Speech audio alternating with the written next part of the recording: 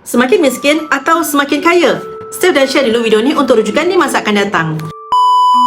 Apa akan jadi kalau duit RM10,000 jika dibiarkan di dalam KWSP selama 30 tahun?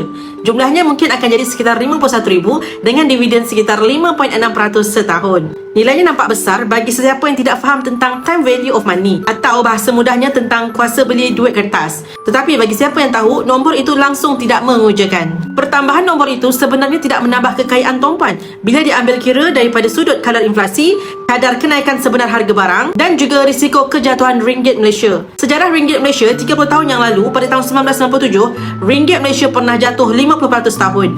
Tahun 2015, ringgit jatuh lagi 35% setahun. Jika tuan-puan ada dalam akaun RM10,000, ia masih kekal RM10,000. Tetapi hakikatnya, kuasa belinya sudah hilang 50% dan 35% hanya dalam tempoh masa setahun. Orang kaya tidak menyimpan harta yang banyak dalam bentuk duit kertas. Mereka faham tentang kuasa beli duit yang boleh hilang. Sebaliknya, mereka menyimpan kekayaan dalam bentuk harta yang bertahan nilainya. Simpan hartanah, tanah yang mendatangkan hasil, bisnes yang berpotensi besar untuk berkembang pada masa depan. Dan untuk bajet yang tidak terlalu besar, iaitu dengan menyimpan emas. Apabila tuan-puan menyimpan emas, tuan-puan tidak perlu bimbang lagi tentang kehilangan kuasa beli tersebut.